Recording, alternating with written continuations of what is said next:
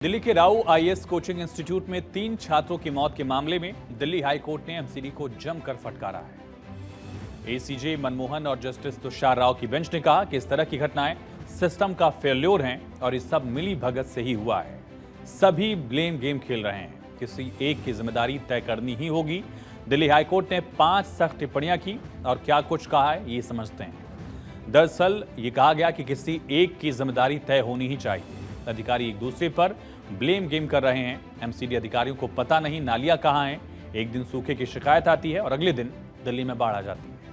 आपकी civic body दिवालिया हो चुकी, सख्त टिप्पणी की और कहा कि मल्टी स्टोरी बिल्डिंग्स को परमिशन दी जाती है लेकिन ड्रेनेज सिस्टम चेक तक नहीं किया जाता। कोर्ट ने कहा कि इस मामले में दिल्ली पुलिस कल रिपोर्ट दाखिल करे। एमसीडी कमिश्नर भी सुनवाई के दौरान व्यक्तिगत रूप से मौजूद रहें, ये भी निर्देश दिया और पुलिस के जांच अधिकारी डीसीपी भी कोर्ट आए, ये भी कोर्ट की तरफ से कहा गया है। और ड्रेन सिस्टम्स के ऊपर जो भी अतिक्रमण है उनको हटाने की बात भी कही गई है। एमसीडी के आला अधिकारी खुद फील्ड में जाएं, तब कुछ बदलाव हो पाएगा। कोर्ट रूम में आज क्या हुआ ये समझते हैं किस तरह से दलीलें अलग अलग पक्षों की तरफ से रखी गई। याचिकाकर्ता के वकील ने कहा कि राजेंद्र नगर में जो कुछ हुआ वो दुर्भाग्यपूर्ण से भी ज्यादा है। कोर्ट ने कहा कि तो इन सदियों पुराने बुनियादी ढांचे को पहले ही अपग्रेड क्यों नहीं किया गया। इस पर सरकारी वकील कहते हैं कि ये सामूहिक विफलता है, सबकी नाकामी है। कोर्ट ने कहा कि सवाल ये है ऐसी घटनाएं आखिर हुई क्यों। सरकारी वकील जवाब देते हैं कि बिल्डिंग में कोचिंग सेंटर्स के लिए इजाजत दी गई थी। याचिकाकर्ता ने कहा, वकील ने कहा उनकी कि वहां 6 मंजिलें हैं, छत है, डबल बेसमेंट है, ये गंभीर खतरा है। इस पर कोर्ट में जज ने कहा, एसीजे मनमोहन ने कहा कि इस शहर की बुनियादी संरचना और वर्तमान जरूरतों के बीच एक बड़ा अंतर है, यानी जो आबादी है वो ज्यादा है, इंफ्रास्ट्रक्चर बेहद कम है। इस पर याचिकाकर्ता के वकील ने कहा कि समय रहते कार्रवाई होती तो 3 लोगों की जान बचाई जा सकती थी। सरकारी वकील ने कहा कि यहाँ नियमों के अंदर ही टकराव है, यानी कि अलग अलग नियम जो हैं उनमें ही विरोधाभास है। एसीजे ने कहा कि हम आदेश पारित करेंगे, इस मामले में किसी एक की जिम्मेदारी तय होनी चाहिए।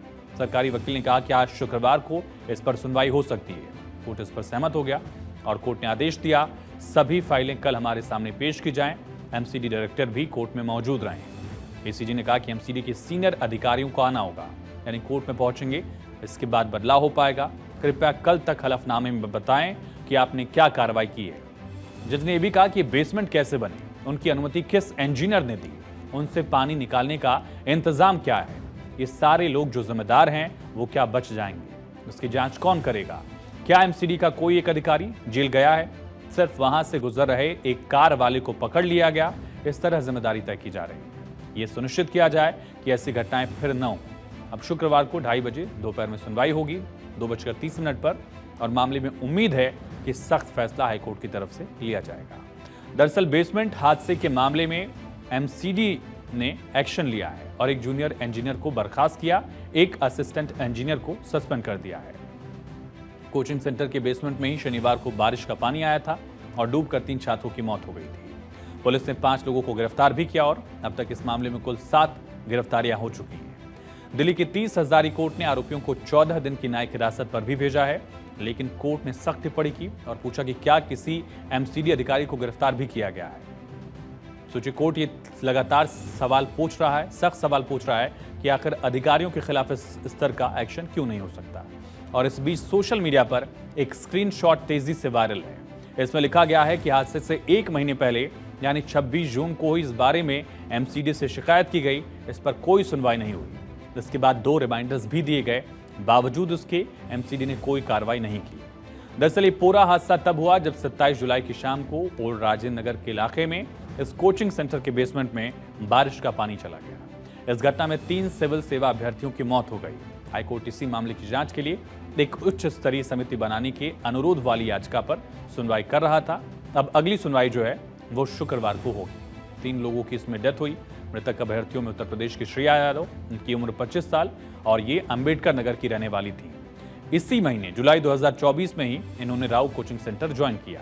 तेलंगाना की तान्या सोनी, जिनकी उम्र 25 साल थी, ये तेलंगाना के सिकंदराबाद की रहने वाली थी और दिल्ली के अग्रसेन कॉलेज की स्टूडेंट भी थी। पिछले साल से ही कोचिंग ले रही थी।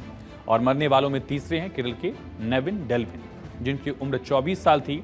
नेविन केरल से 8 महीने पहले ही आईएएस की तैयारी करने दिल्ली आए, जेएनयू से पीएचडी भी कर रहे थे और इसी दौरान हादसे का शिकार हुए। कोचिंग हादसे को लेकर 30 हजारी कोर्ट ने बड़ा फैसला सुनाया। कोर्ट ने बेसमेंट के मालिकों परमिंदर सिंह, सरबजीत सिंह, हरविंदर सिंह, तेजिंदर सिंह और फोर्स गोरखा कार के मालिक मनोज कथुरिया की जमानत खारिज कर दी है याचिका। साथ ही कोर्ट ने मनोज कथुरिया की गिरफ्तारी को अवैध घोषित करने की मांग वाली याचिका पर भी जांच अधिकारी से जवाब मांगा है। इस मामले की अगली सुनवाई 7 अगस्त को होगी। इस मामले में बेसमेंट के मालिक और गाड़ी का ड्राइवर जेल में बंद हैं। जमानत को लेकर दरअसल याचिका खारिज की गई।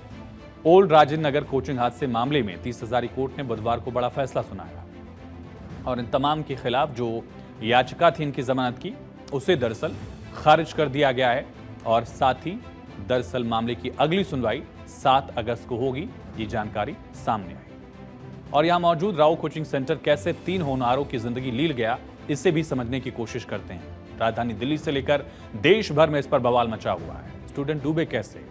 27 जुलाई की शाम को बिल्डिंग में पावर कट हुआ।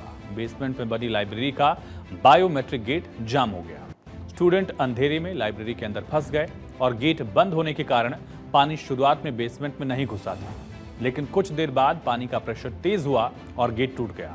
ये प्रेशर तेज हुआ एक गाड़ी के गुजरने से ही कहा गया। उस गाड़ी के ड्राइवर को भी गिरफ्तार किया गया है।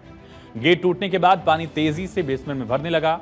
बहाव इतना तेज था कि सीढ़ियां चढ़ना मुश्किल हो रहा था और कुछ ही सेकंड में ही घुटनों तक पानी भर गया। जान बचाने के लिए स्टूडेंट बेंच पर खड़े हो गए, लेकिन 2-3 मिनट में ही पूरे बेसमेंट में 10 से 12 फीट पानी भर गया।